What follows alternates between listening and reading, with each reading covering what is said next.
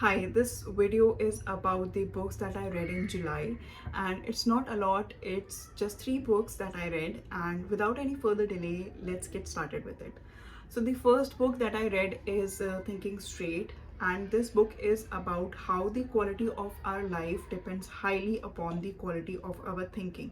So, we go through so many thoughts in one day, and there are thoughts that are positive, there are thoughts that are negative, and all these thoughts impact us in a way that that it regulates our feeling. We cannot quit thinking, but we can take control in some way and filter out the things that we are thinking, so that we can most of the time control our feelings, not feel sad or anger. Not that it's bad going through these feelings, but these emotions impact us in a way that leave us drained. So this book is all about that how you can take control of your thoughts. And it talks about different things like heuristics. Heuristics is just a strategy that is derived from the experience that we have had to solve a similar kind of problem that we are facing currently. And also about the cognitive biases and how they impact the way we make decisions. Decisions is directly or indirectly depends upon the way we think, or where we are getting the information that we are getting, like what is the source of that information and how that information is impacting the way we are thinking before making a decision. So this book is all about that, and it's a very short read. It's it can be finished within 2 hours. So yeah, Thinking Straight, and I liked reading this one. The second book that I read is If It Had Been With Me. It's a young romance book, and it has all the elements that is in the life of someone who goes to college. So it has all sort of dramas like friendship, um, and romance, and groups, large groups of people, of friends, and how they support each other, betrayal, and everything, every element is there. It's a very predictable story. I saw so many shots on YouTube where where there were people who were crying their eyes out because of how this book ended. But for me, it was very predictable. From the very first chapter, I knew what is going to happen, and everything between the first chapter and the last chapter was whatever happens in between. So it wasn't something ordinary that I read that would make me feel very moved or anything like that.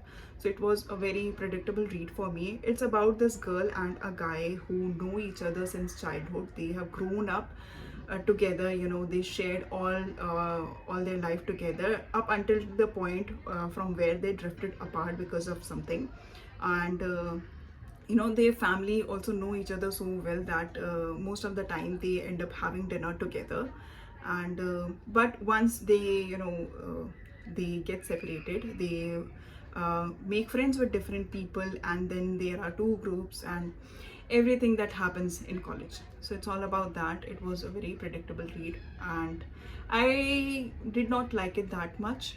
But yeah, if you are someone who goes to college, you might find it relatable, or anyone who is in their early 20s, like 2023, they might also enjoy it. But it was an okay read.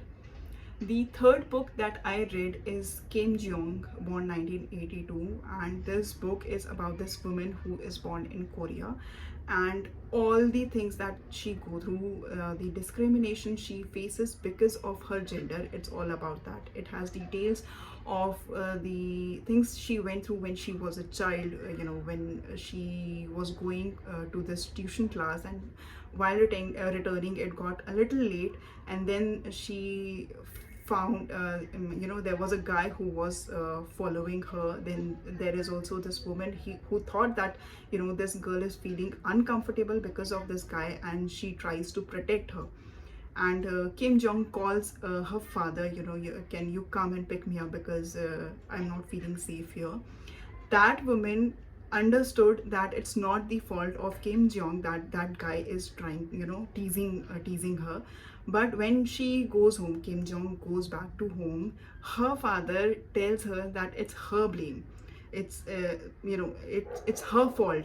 She is blamed by her father because of the way she was dressed up, and it was not even, it was a very normal way she was dressed up.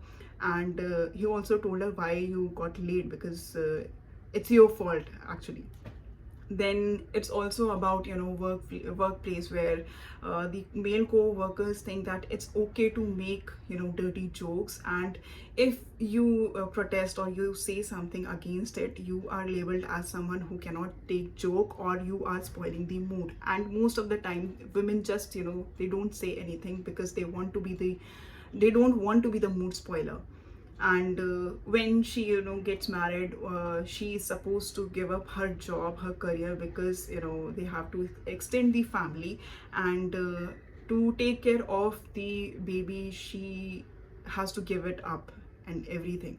And the depression she goes through, the trauma that she goes through because of that, how that goes unnoticed by her in-laws and everything. It's all about that.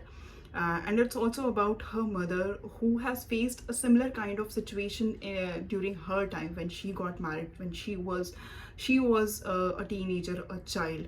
And she, tells her daughter that you have to get better at studies, you have to get good jobs to stand on your own feet, because you just cannot live like I used to. So it's all about that. I found it to be extremely relatable, and I think it's not about just this particular woman in Korea. It's about every woman in every corner of the world, and they all must have gone through uh, you know probably all of these things, or maybe some of these things, because it's just how it is. So I loved this book a lot, but I also, it made me sad and furious because this is not normal, and it keeps happening all around us. So yeah, I highly recommend everyone reading this book. And yeah, Kim Jong, born 1982.